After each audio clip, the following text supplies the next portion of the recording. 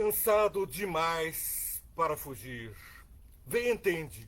Não, eu não estou falando aqui de Císera, o poderoso general que perseguiu o povo de Deus e que ameaçava aquele povo com mais de 900 carros de ferro, uma soldadesca fabulosa. Eu estou falando desse homem que foi grande vencedor nas batalhas, mas que acabou derrotado por uma serva do Senhor, uma mulher. Jael, sozinha, derrota esse poderoso e perseguido general. Deus havia entregue esse povo nas mãos dos israelitas, e todo aquele grande exército foi vencido apenas por 10.000 homens do Senhor, liderados por Débora, e também agora uma outra mulher faz perecer o poderoso general. Nós estamos, portanto, falando de outro tipo, porque esse general tinha sido perseguido, abandonou o seu carro de guerra, a sua fortaleza, o seu escudo, um carro forte de ferro, uma couraça, uma coisa intransponível, uma proteção total, porque uma mulher com a proteção do Senhor enfiou uma estaca em sua cabeça. Assim, os perversos não encontram descanso, mas, por pequenos que sejamos, sempre que cansados, encontramos o descanso em Cristo. Nossa sina não é a dos demais. Todos desesperados, todos sem qualquer esperança, caminham a esmo no mundo. Mas nós sabemos porque estamos aqui, para onde vamos. E eu te convido, venha e entende. Siga nossa programação, curta, compartilhe. Siga e você vai entender o descanso em Cristo pela palavra de Deus que Ele entrega a nós. Veja o que nos diz Ellen White sobre esse tema, no livro onde ela relata Caminho a Cristo, página 97. Pode ser que não tenhamos fortes evidências nesse momento de que o nosso Redentor inclina o rosto sobre nós em compaixão e amor. Mas é isso que acontece. Podemos não sentir seu toque visível, mas sua mão compassiva e amorosa está sobre nós. Quando nos sentimos assodados, num perigo, diante das mais terríveis circunstâncias, a mão do Senhor ali está. Crê no Senhor, confia nele, entrega o teu caminho ao Senhor, confia nele, e o mais ele tudo fará. Veja que exemplos maravilhosos nós separamos, advindos da inspiração do Descanso em Cristo, a lição da escola sabatina, com os seguintes textos que ele convoca para que compreendamos, seguindo o tema de ontem, as duas orações, a oração de poder de Elias e a oração de Elias que estava olhando só para ele mesmo, a oração do desesperado, sem forças para fugir. É dele que estamos falando, e vamos comparar Elias com Jesus, e vamos comparar também com Jonas, personagens que estiveram cansados demais para fugir, mas que encontraram, sim, o descanso em Cristo. Você também pode. Vamos orar. Senhor Deus, ao compartilharmos da sua palavra, queremos seguir fielmente a tua inspiração, sem distorção. Por isso, derrama o teu Santo Espírito para que a nossa mente compreenda e a nossa fala seja una conforme a tua palavra, sem nos desviarmos para a esquerda nem para a direita, para encontrarmos o verdadeiro descanso na sua promessa, na sua palavra. Abençoa todos que estão participando, ouvindo, os quais amo, tenho acompanhado, e peço que o Senhor faça resplandecer o seu rosto sobre eles, em nome de Jesus. Amém. Compartilhe essa luz, não fique com o seu rosto brilhando só para você no espelho. Se Jesus está te abençoando com essas palavras, compartilhe, multiplique, curta, compartilhe, siga, se inscreva no canal e veja que oração poderosa está registrada, a oração de Elias, aqui quando ele enfrentava 450 profetas de Baal, o povo titubeando, e ele escolhe hoje a quem servir, se a Baal seguir, mas se a Deus seguir. E então o povo não sabia quem escolher, e ele ora para que Deus revele o seu poder. Os 450 profetas de Baal, de Azera, estavam ali, prontos para invocar os seus deuses, se cortavam, lanceteavam, sangravam, gritavam em desespero, e nenhuma resposta tinham. E Elias zombava: ponham água sobre o meu altar, vamos ver se o meu Deus quem é o Deus verdadeiro, se é o de vocês ou o meu. O teu Deus pode estar ocupado, dormindo, quem sabe numa viagem. Gritem mais alto, esperava ele o dia todo. Mas, quando chegou a hora, ele se põe diante do altar. Chegou a sua hora, se ponha em frente ao altar. Crê no Senhor e Ele fará da tua vida os grandes feitos e as maravilhas que estão reservadas. 1 Reis, capítulo 18, verso 36 e 37. Aqui no capítulo 18 nós temos verso 36. A hora do sacrifício, o profeta Elias colocou-se à frente do altar e orou. Ó Senhor, perceba que oração maravilhosa. Ó Senhor, Deus de Abraão, de Isaac e de Jacó, que hoje fique conhecido que Tu és Deus em Israel, e que eu sou teu servo, e que fiz todas essas coisas por ordem Tua. Responde-me, ó Senhor, responde-me para que este povo saiba que Tu, ó Senhor, és Deus, e que fazes o coração dele voltar para Ti. Fazes o coração deles voltar para Ti, confiar em Ti. Uma oração que não era egoísta, era altruísta, queria que o povo conhecesse. Eu também oro para que todo mundo seja alcançado pela palavra de Deus e ele possa vir em glória e majestade. Mas enquanto Elias estava empoderado pelo Espírito Santo que o conduzia daqui para lá, como disse no programa de ontem, Elias era levado de um lugar para o outro pelo Espírito Santo, simplesmente desaparecia de um lugar e aparecia onde o Espírito o conduzia. Isso é o que relatou o servo de Acabe, dizendo, você por certo vai desaparecer na hora, você pede que eu chame Acabe, mas depois o Espírito Santo te leva e eu vou ser morto. E ele diz, não, eu juro que vou estar diante de Acabe, e precisava, porque a verdade precisava ser revelada. Mas que oração triste veio depois.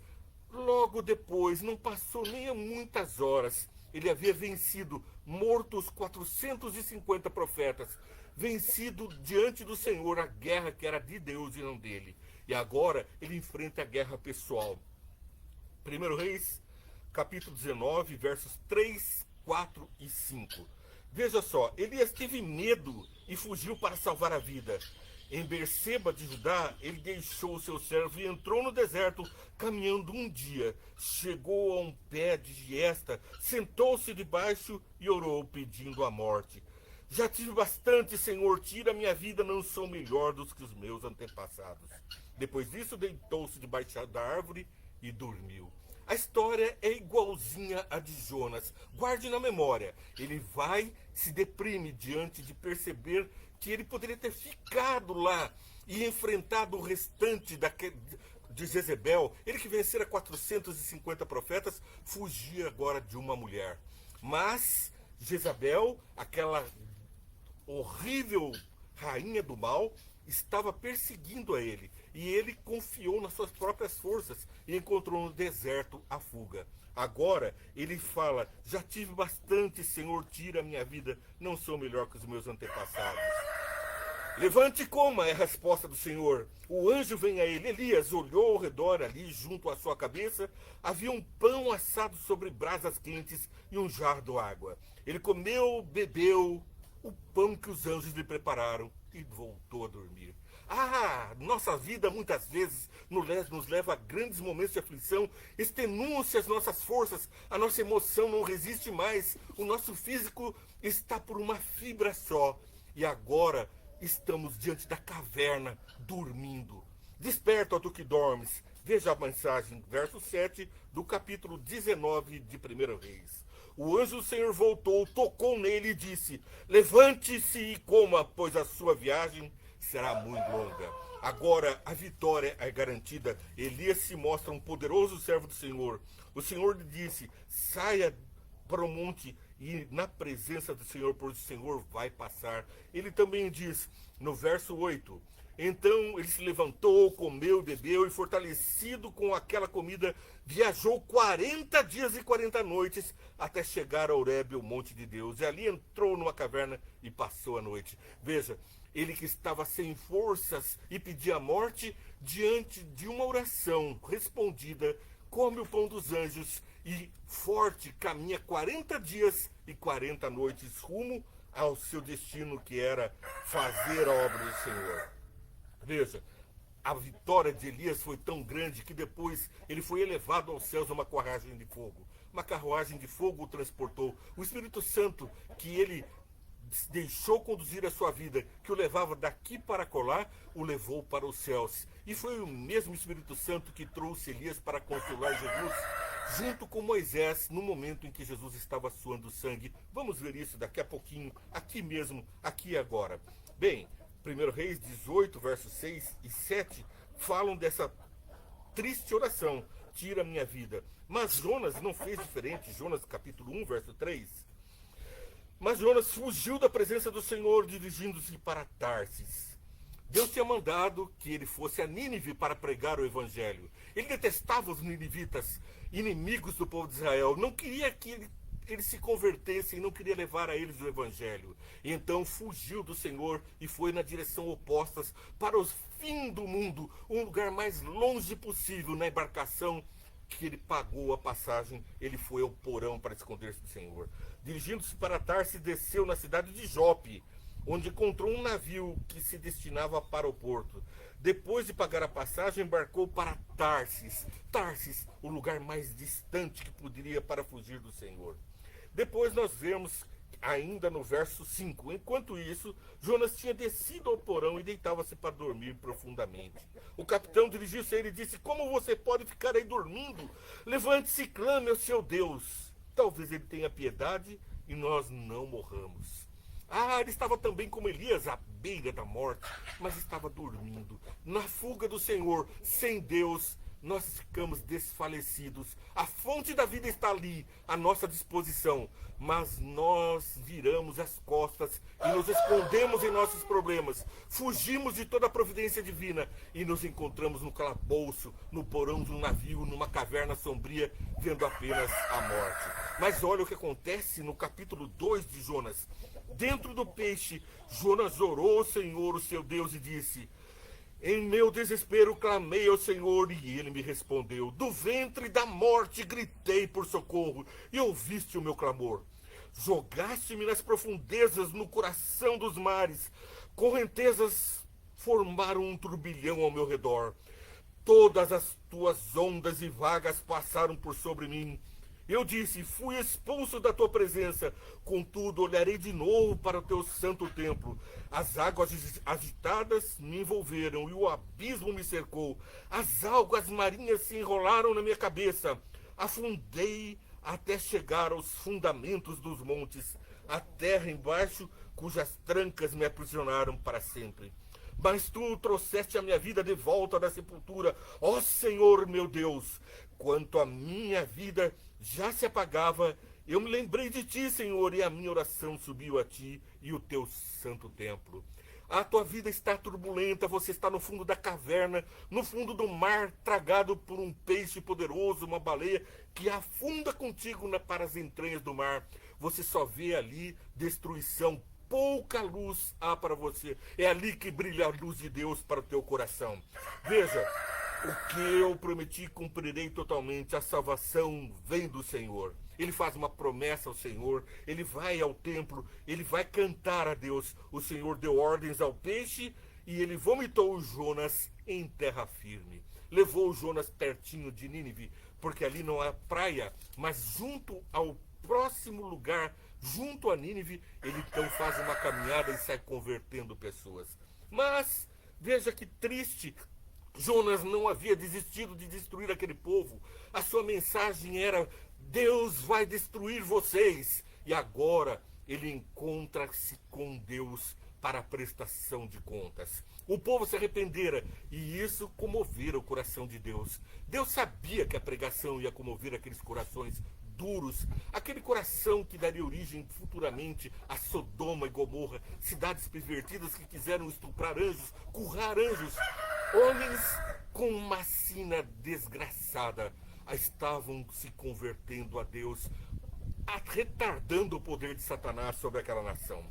Jonas, capítulo 4. Jonas, porém, ficou profundamente descontente com isso, enfureceu-se.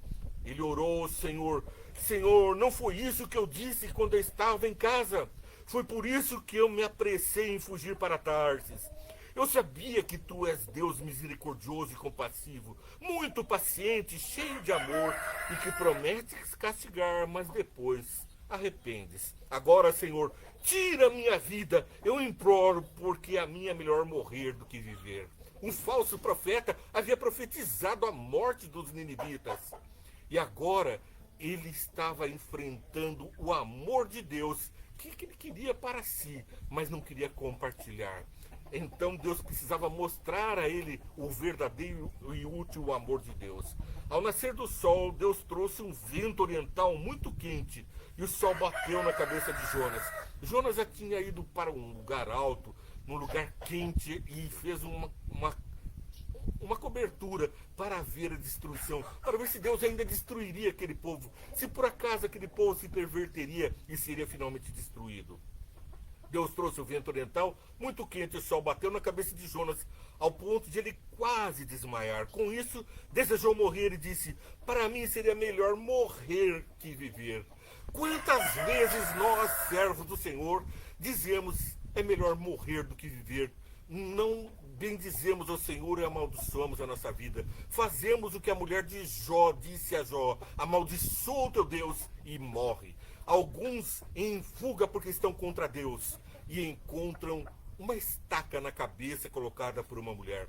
Outros encontram na caverna o alimento, o pão dos anjos e a mão de Deus que faz crescer uma boboreira sobre a cabeça de Jonas. Respondeu ele, porque o Senhor então pôs o sol. Mas disse Jonas: você tem alguma razão para estar tão furioso por causa da planta? Porque durante a noite Deus tinha feito uma boboreira crescer por sobre o lugar, e então ele tinha refrigério. Ele amou aquela planta, mas um verme, uma lagarta comeu a planta, e então ele se enfureceu novamente contra Deus.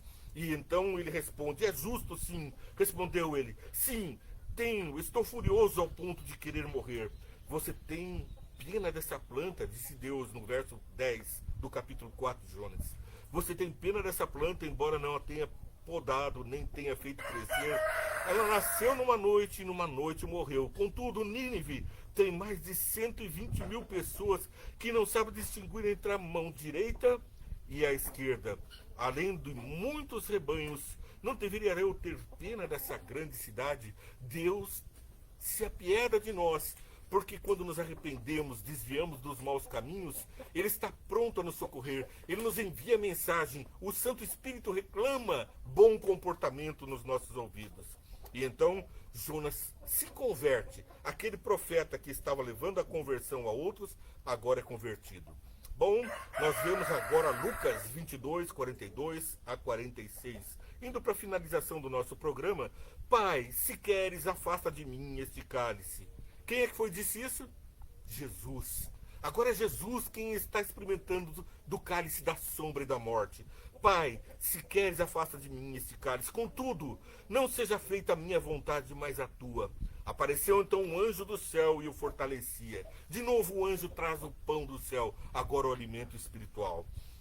Estando angustiado, ele orou ainda mais intensamente. O seu suor era como gotas de sangue que caíam no chão. Esse nosso Salvador sofreu amargamente por ver as cidades que se perderiam, os homens que o rejeitariam. O seu sacrifício foi mostrado por Satanás como um sacrifício em vão. Poucos se salvariam, quase ninguém. Desista. Mas as gotas de sangue que caíam no chão. Quando se levantou da oração e voltou, os discípulos encontrou-os dormindo, dominados pela tristeza. Eles estavam tristes, porque Jesus havia pregado a eles que ele seria morto. Eles não estavam conseguindo sequer entender ou ouvir essa mensagem. Logo mais eles vão disputar quem vai ser o maior no reino dos céus. Mas aqui, quando se levantou da oração e voltou, os discípulos encontrou-os dormindo, dominados pela tristeza. Por que estão dormindo? Perguntou-lhes. Levante-se e orem para que vocês não caiam em tentação. A oração de Jesus é por mim. Ele estava rogando ao Pai por nós, e por isso nós temos um Salvador. Jesus Cristo, Ele é a nossa grande esperança. E agora nós vamos lembrar que Moisés e Elias foram consolar Jesus. E ele depois disse: Pai, perdoa-lhes, pois não sabem o que estão fazendo. Mas você sabe o que está fazendo. Você está ouvindo a palavra de Deus. Aceita o convite de Paulo no capítulo 3, versos 7 a 9. Mas o que para mim era lucro, passei a considerar como perda por causa de Cristo. Mais do que isso, considero tudo como perda, comparado com a suprema grandeza do conhecimento de Cristo Jesus, meu Senhor, por quem perdi todas as coisas. Eu as considerei, eu as considero como esterco para poder ganhar a Cristo. Paulo havia lançado mão de ser um centurião romano, ele tinha grande influência diante do Senado, era uma pessoa importantíssima na comunidade. Ele abriu mão de tudo para ser soqueado, esbofeteado, sofrer naufrágios, como dissemos nos programas anteriores. E aqui ele está dizendo que tudo que ele abriu mão era esterco. Você está se apegando a algum esterco na vida? Abra mão do que lhe prende no mundo e recebe a Jesus. Pode ganhar a Cristo. Eu os considero como esterco para poder ganhar a Cristo e ser encontrado nele, não tendo a minha própria justiça que procede da lei, mas que vem mediante a fé em Cristo. A justiça que procede de Deus se baseia na fé. Quero conhecer a Cristo e poder da sua ressurreição e participar dos seus sofrimentos, tornando-me como ele. Toma tua cruz e segue-me. Você está no fundo do buraco? Está na hora de olhar para o alto e clamar: anjos trarão o pão dos céus. Deus vai enviar anjos para te consolar. Aboboreiras crescerão sobre ti. A luz resplandecerá. Não desanime. O nosso Senhor logo vem. E a restauração deste mundo está próxima. E a tua ressurreição também. Desperta, tu que dormes, come do pão e segue a jornada que Deus preparou para você.